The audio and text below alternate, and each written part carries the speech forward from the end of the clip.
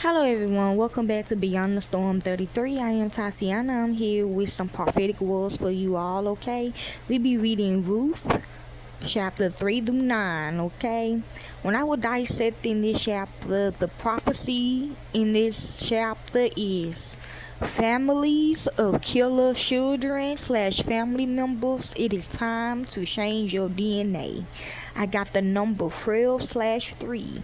Now, listen here. In the Old Testament, you were supposed to change your DNA if you found out your family member was on the other side with the tape, okay? If they became traffickers, killers. Now, I got a download. Since they done changed the Bible, you should keep your DNA in your lineage because the traffickers are saying they are protecting y'all. But it is up to you what you want to do, okay? Now, I'm finna read the chapter. Now, that chapter on here is Ruth and Boaz at the threshing floor. But I just told you what the prophecy is in this chapter. So let's begin. One day, Ruth's mother-in-law, Naomi, said to her, "My daughter, I must find a home for you where you will be well provided for." Now, Boaz, with whom women you have worked, is a relative of ours. Tonight he will be winnowing barley on the threshing floor. Wash, put on perfume, and get dressed in your best clothes. Then go down to the threshing floor, but don't let him know you were there until he had finished eating and drinking. When he lies down, note the place where he is lying. Then go and uncover his feet and lie down. He will tell you what to do. "I will do whatever you say," Ruth answered. So she went down to the threshing floor and did everything her mother-in-law told her to do. See, her new mother. Okay, why she call her mother-in-law? Because she's still protecting her real mama. When Boaz had finished eating and drinking and was in good spirits, they still will want you to change the DNA though, okay y'all? Because you should not believe these traffickers, because they gonna get you whenever they get you, okay? He went over to lie down at the far end of the grain pile. Ruth approached quietly, uncovered his feet, and lay down. In the middle of the night, something startled the man. He turned, and there was a woman lying at his feet. "Who are you?" he asked. "I am your servant Ruth," she said. "Spread the corner of your garment over me, since you are a guardian redeemer of our family." See, so they are the Bible, this still the Old Testament, but they done changed it, and they want you to keep their DNA in y'all so they can protect you, cause they are still your guardian redeemer. Okay, that was 9. I'm going to go ahead and read the chapter since it's short. "The Lord bless you, my daughter," he replied. "This kindness is greater than that which you showed earlier.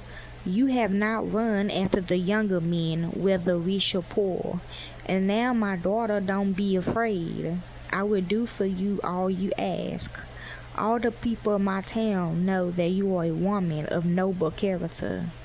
Although it is true that I am a guardian redeemer of our family, there is another who is more closely related than I." See? So they will rather change their DNA to be closer to stay with their father. You know what I'm saying? "Stay here for the night, and in the morning, if he wants to do his duty as your guardian redeemer, good. Let him redeem you." Now, if they really upset, they might go ahead and kill you, okay, and try to take your money. I don't know, but if he's not willing, as surely as the Lord lives, I will do it. Lie here until morning. See, they gonna kill you regardless, okay, to the family members, okay. Especially if they own that shit at that moment.